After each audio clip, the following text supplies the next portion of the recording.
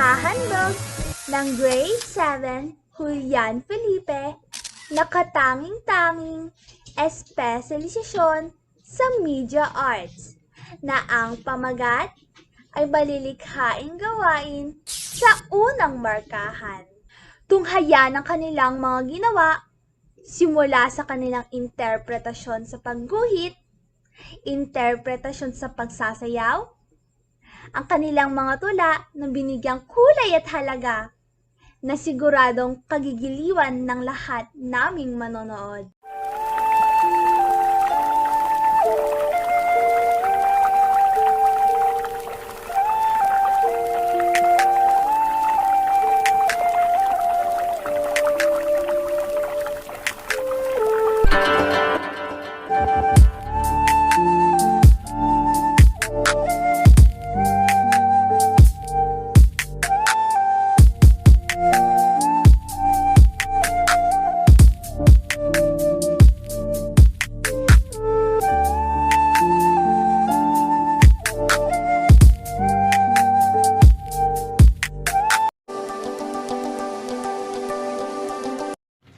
Ngayon ay itutur ko kayo sa bahay ni Jose Rizal sa Calamba.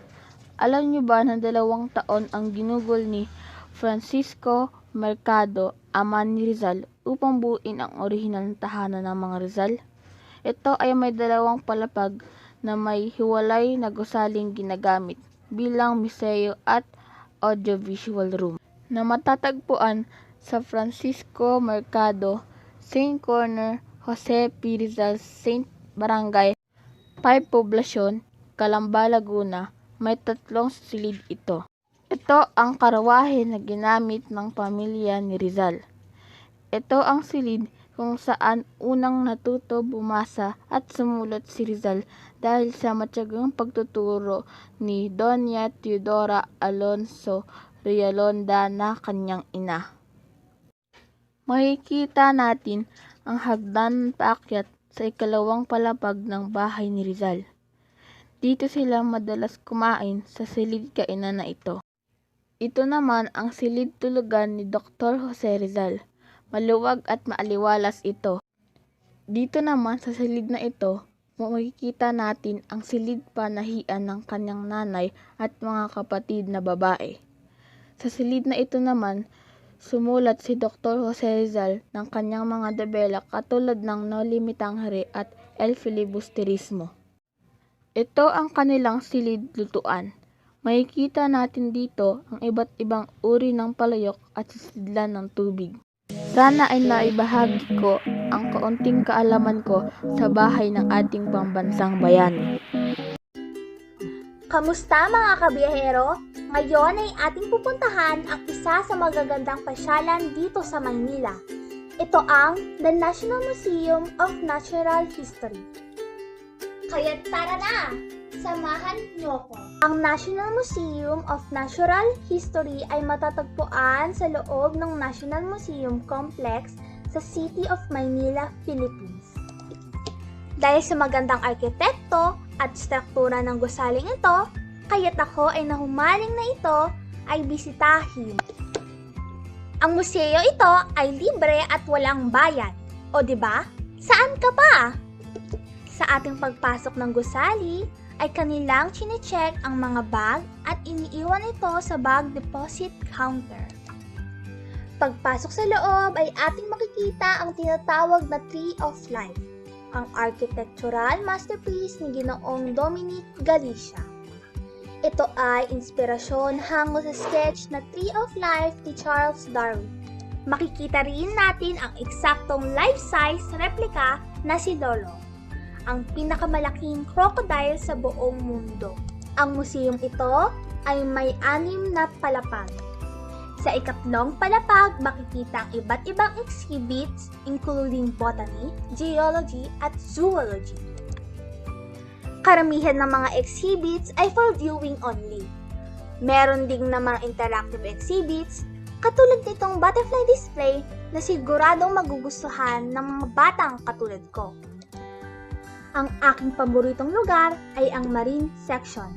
Gustong-gusto ko ang mga coral reefs at mga sea animal display na makikita roon, na relaxing sa aking paningin. Sa ating pagtatapos sa paglibot nitong museo, nais ko kayong anyayahan na bumisita dito pagkatapos ng ating pandemya.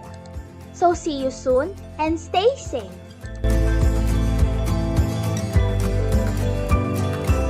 Hello!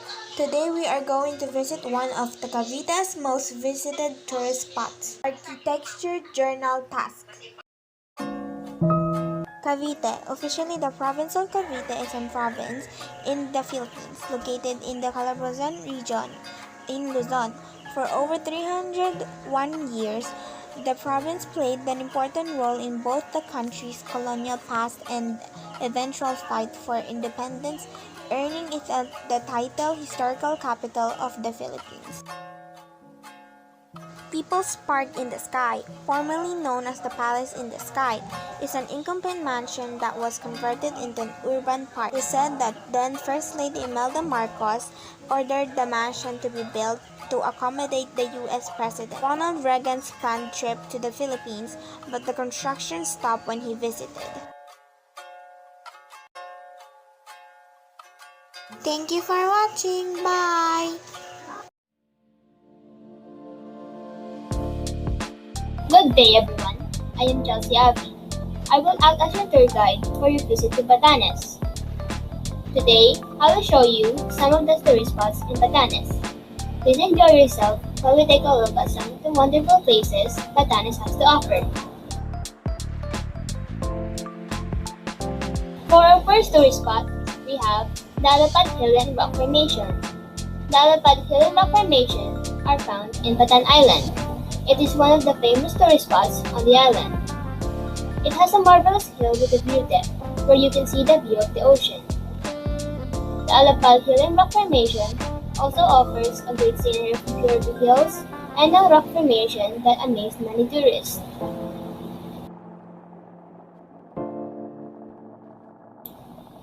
On our second destination, I show you the Basco Lighthouse.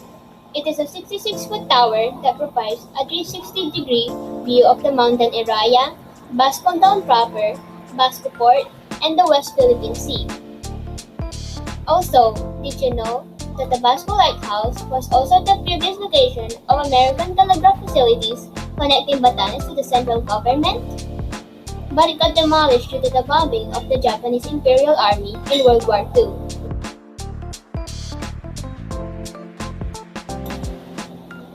On the last tourist site that I will show you is the Honest Tea Coffee Shop. It is one of my most favorite locations, for it is famous for its rather unique service. Honest Tea Coffee Shop is unmanned and always open. You can just buy and place your payment at the designated boxes. It is owned by a couple, Jose and Elena Cabilo. Both of the owners place their trust in the customers to be honest and true.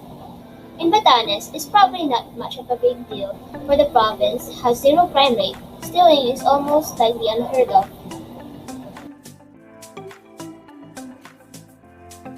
Now, we have visited some of the famous tourist spots in Batanes. This will be the end of the journey for today. Goodbye, folks, and see you all again soon.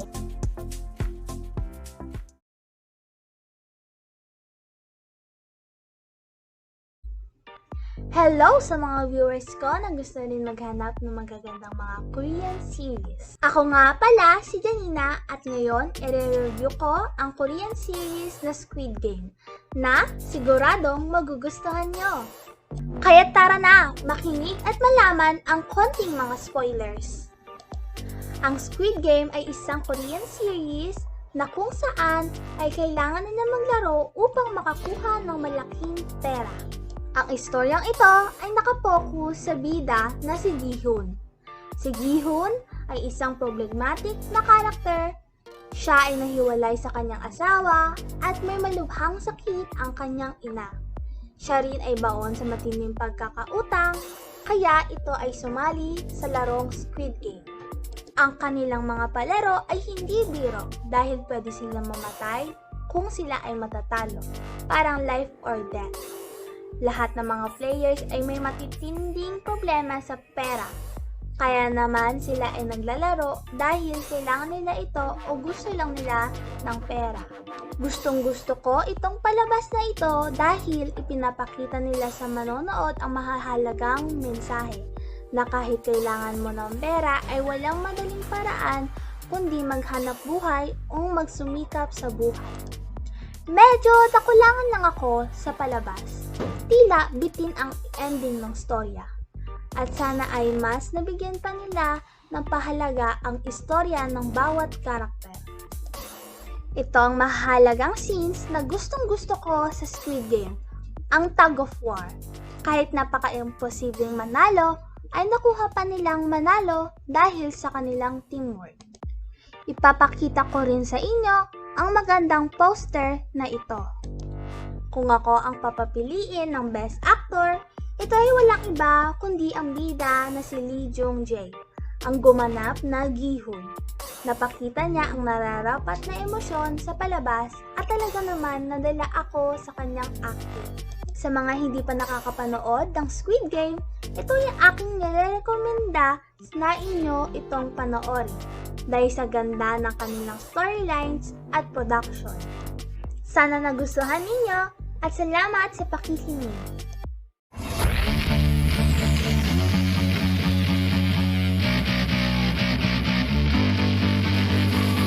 Hi, today we will review this film, The Boss Baby Family Business. Tim and his boss baby little bro Ted have become adults and drifted away from each other. Tim is now a married stay-at-home dad. Ted is a hedge fund CEO, but a new boss baby with a cutting edge to bring them together again and inspire a new family business. I like this movie. It has adventure, non-stop laugh. It will teach you how to work together. My favorite character in this movie is Tina because she is very good baby who wants her dad and uncle to get a better relationship. Now I will show you one of the important scenes of this movie. The Boss Baby Family Business. You can see how hard at time the movie's character team, such as it is, had coming up with a workable storyline. Adult Tim Templeton. Here spins another tale. In the first movie, he guided us through a narrative in which his 7-year-old self was believed by a younger brother who talked and wore a suit and was up to something with a company called Baby Corp. One sequence in which Tim tries to help older daughter Tabitha conquer her fear of singing has some pleasant imaginative semi-abstract animation.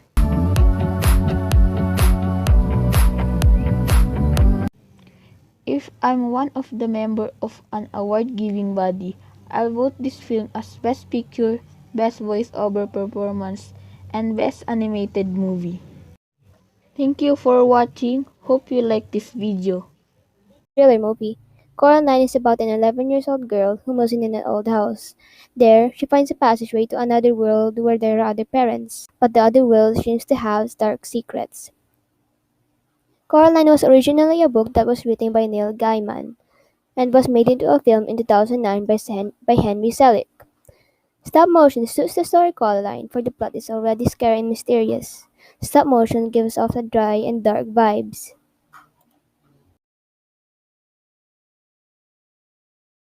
In some scenes, you can see some details that foreshadows later on scenes. For example, in many scenes you can see the other mother's hands, like the lightning bolt and the tree twigs. The other father's song and the welcome home cake has many foreshadowing behind it.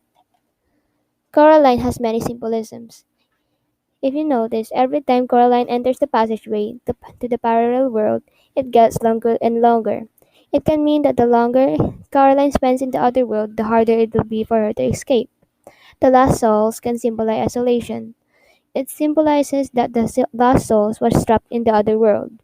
Also, when the other mother was cooking, you can see that she was cooking 3 strips of bacon. It may be a symbolism of the lost souls that she ate before Coraline. The lighting also affects the scenes.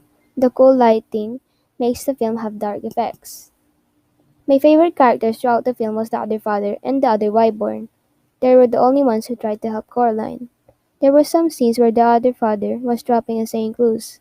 He was trying to warn Coraline. He also said that he was being controlled by the other mother and didn't want to hurt Coraline.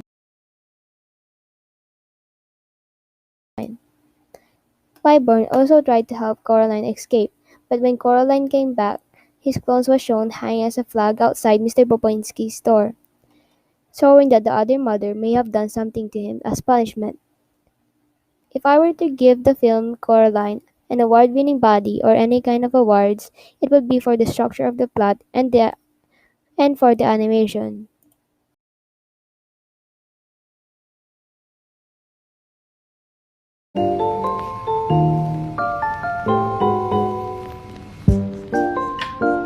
Jujutsu Kaisen is one of my top favorite anime. It has a great season 1 ending with a little plot on the end of the season. It has a lot of great characters like Itadori Yuji. This anime mostly where I get my kins or likes. Jujutsu Kaisen is a Japanese manga series written Gigi Akutami, realized in Shueisha's weekly Shonen Jump since March 2018.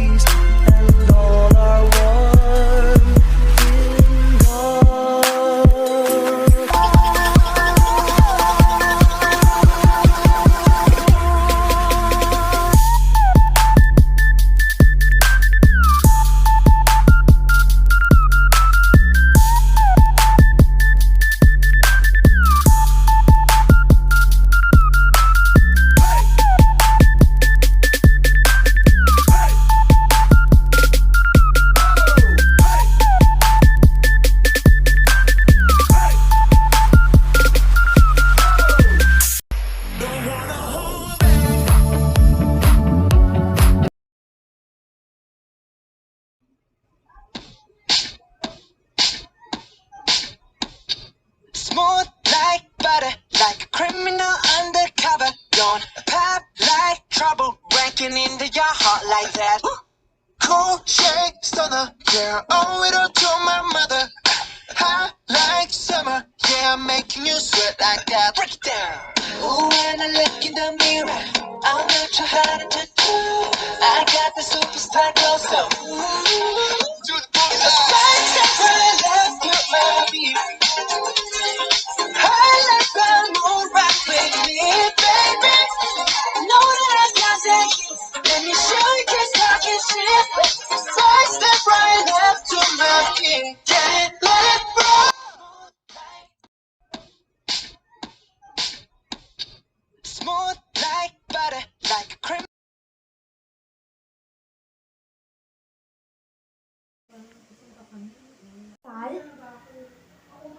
Eh, yun yung narinig ko eh.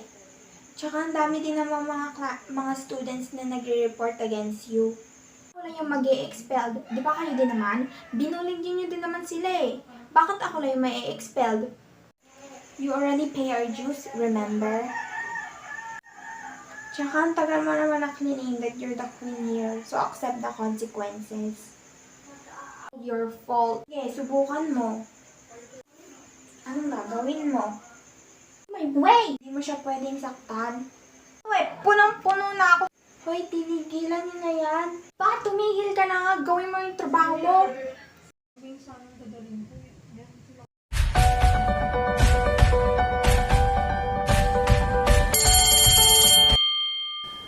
Marga. Cassie, wala akong oras para makipag-usap sa'yo. Kailangan ko pa maghanap ng proof na hindi ako nag-cheat. So, pwede ba? Excuse me? Wala ako sa mood na pagbigyan ka sa constant need mo or any kind of family bonding or validation.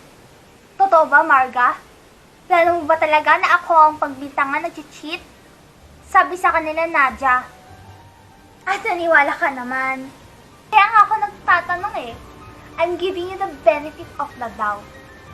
Benefit of the doubt, pero sa tono mo pa lang, parang pinagbibintangan mo na ako. And there I was, thinking na matalino ka, pero naniniwala ka lang pala sa mga pinagsasabi nila Nadia. Kasi, gusto lang nila ako babaksakin, at malamang, gagawin nila whatever works for them. Harang ikaw, ganun ka rin naman, di ba? So, naniwala ka nga.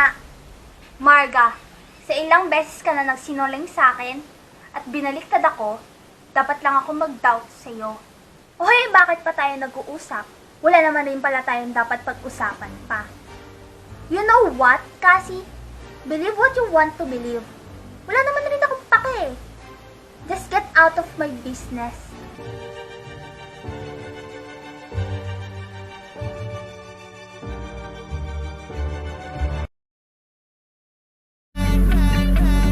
Paano na yan? Kinukuha na rin si Maya ng tatay niya. Bibigay mo ba siya? Kinukuha siya ng tatay niya. Kinukuha ka ng tatay mo. Kayong bahala kung anong ibig nyo. Hindi ikaw sumagot, ikaw ang nanay. Kasi buhay niyo yan. Dapat tulungan nyo kami. Hindi naman to parang assignment na kailangan nyo ako para sigurado ang sagot. Andito lang ako, Maya. Kahit sumama man kayo sa tatay nyo, ako pa rin ang nanay nyo habang buhay. Mapapabayaan mo yung buhay mo. Maloloko yung buhay mo. Huwag mo naman dyan sigawan, oh. Hindi ikaw ang kinakausap ko. Ikaw din naman ginagawa mo ang gusto mo. Ba't kami hindi pwede? Wala akong ginagawang masama. Alam mo lang wala. Pero meron! Meron! Meron!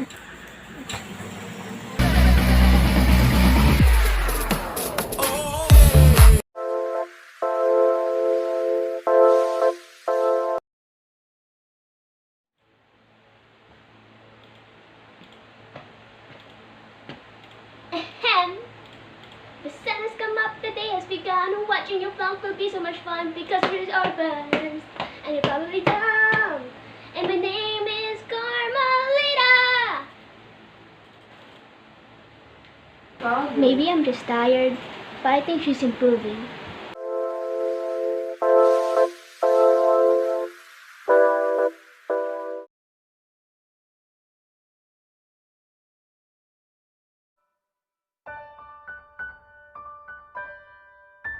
Pamilya. Nang ako ay magkaisip at mamulat sa buhay, aking kaagapay, mahal na tatay at nanay, lagi nakasuporta sa lahat ng bagay, may ituturing na kayamanang panghabang buhay. Pangarap ko, isang masayang tahanan, mapayapang buhay sa latman sa yaman. Kahit kung minsan ay nagkakatampuhan, nagkakabati din naman pagsapit ng hapunan. Nasabi ko sa sarili, pagdating ng araw, magiging ganito pamilya ko balang araw. Pagmamahalan mananatili, pagsubok man ay matindi. Wala hanggang pasasalamat sa tatay at nanay kong tapat. Di mahihigitan ng kahit ano pang bagay. Pagmamahal at pag-aalaga nila, dadalhin ko habang ako'y nabubuhay.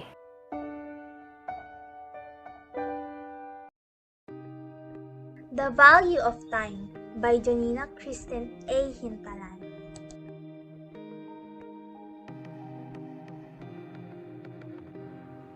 How do we spend time? Is it time to make a dime? What values does it give? Or how should we live? They say when we're old, time has already been sold. But why does it matter when there is so much time later? I just want to be a kid, just read and sit. There's the blue skies above, or sip a cup of coffee that I love. But now I understand why how I spend time is important. We won't live much longer, so spend it with family to make it stronger.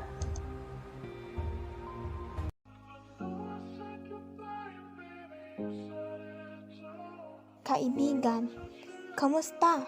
Narinig ko ang lihim mong panaghoy, na tila ba hinagpis sa iyong nilalangoy.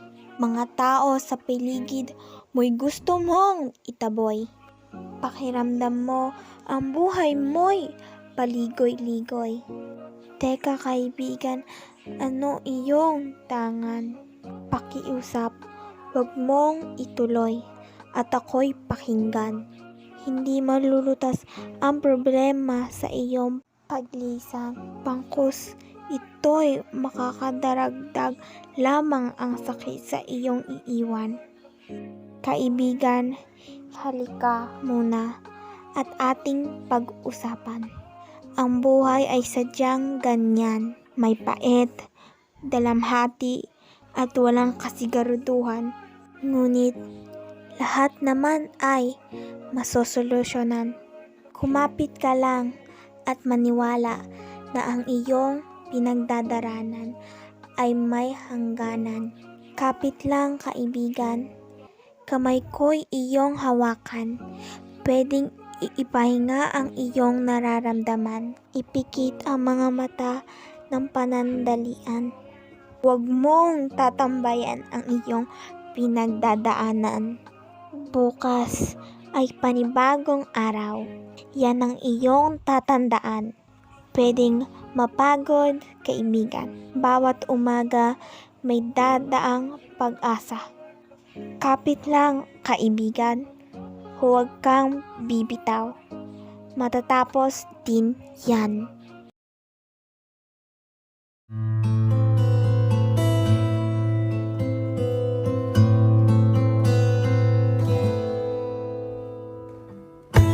A bard known for his ballads of the great, a free spirit in the land of poems and love. His ears have heard of everyone's fate, and he sings their tales to the heavens above. An enthusiast of storytelling, a lover of wine and liberty, he leads his land without ever commanding, though it is only a secret unless you know of his true identity. A dragon of sapphire, flying free through the clouds, protecting the land and never tires, soaring high, mighty and proud. Once influenced by the people of Nightmare, but his friends rescued him from their hold.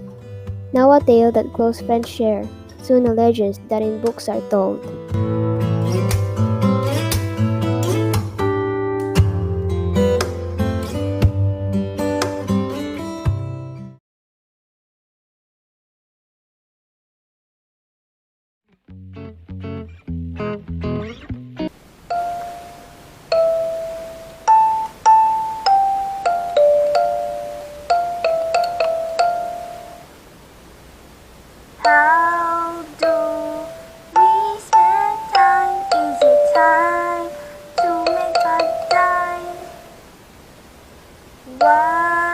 values does it give, or how should we live?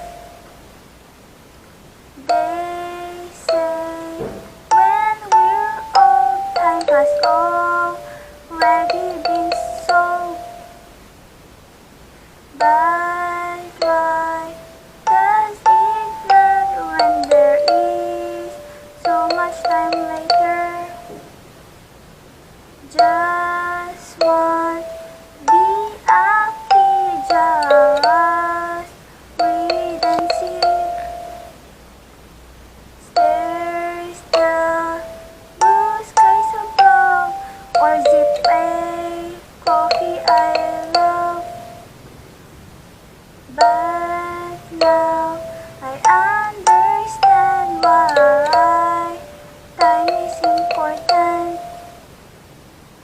We won't live much long, so spend it with family.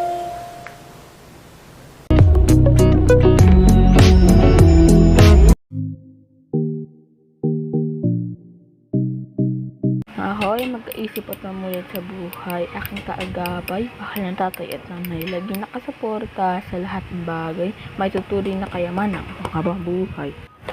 Pangarap ko isang masalyang tahanan, payapang buhay sa lahat man sa yaman, kahit kung minsan ay nakakatampuan, nagkakabati naman pagsapit ng hapunan. Sabi ko sa sarili, pagdating ng araw, magiging ganito, pamilya ko, balang araw. Mamahalan, mananatili, pagsubok man ay matindi. Walang hanggang salamat at may pantapat, di mahihigitan na ano pang bagay. Mamahal at pag-aalaga nila, dadalhin ko habang ako'y nabubuhay.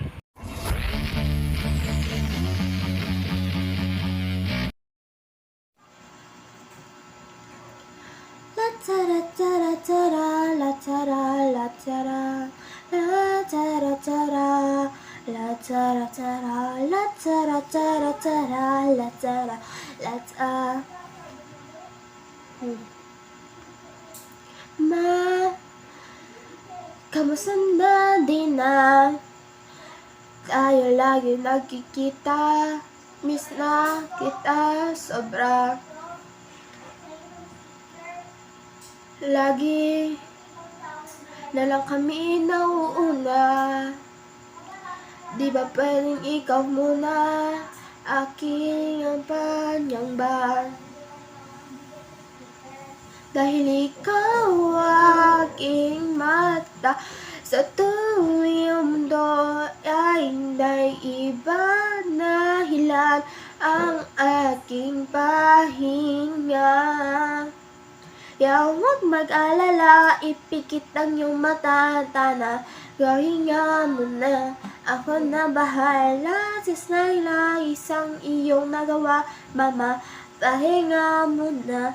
Ako na, la tara tara, la tara tara, la tara tara tara, la tara la tara, la tara tara, la tara tara, la tara tara tara, la tara la tara. Papa, naalala mo, Papa, yeah. Nung ako'y bata pa, diba? Ako'y musa'y hinanda sa magaya. Buhay may dala, malako ang iyong bawat payo. At talang sa dulo, magkalayo man tayo. Gano'n kayo pang ako, tatay ko. Nariligaw ang paa sa tulang ko'y gagapang na nahilan ang aking pahinga. Kagalala, ipikit ang iyong mata, nana. Ako'y nga muna, ako nang bahala. Sana isang iyong nawa, mama. Pahinga muna, ako na. La tara tara, la tara tara, la tara tara tara, la tara la tara. Tara tara tara, la tara la tara. Di man nasasayangin pang mga natitirang panginga.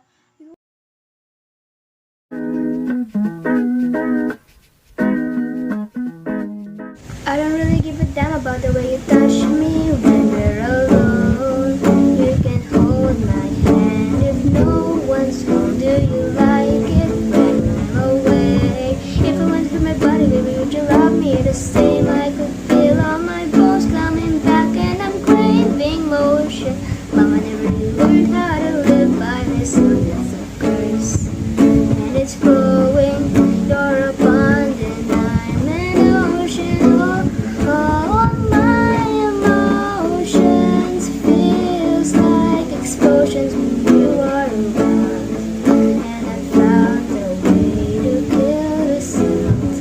Oh baby, I am a wreck when I'm without you.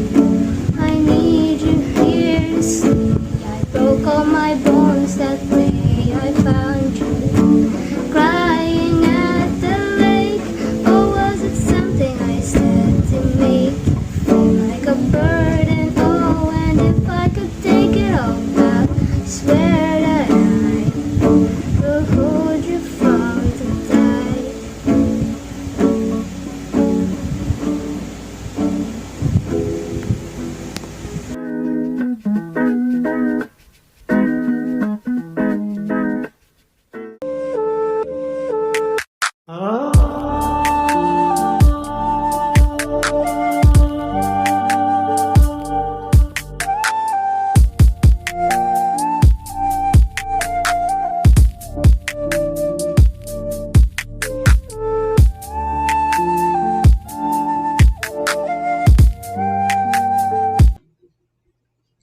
Maraming salamat sa inyong panonood at sana'y nagustuhan ninyo.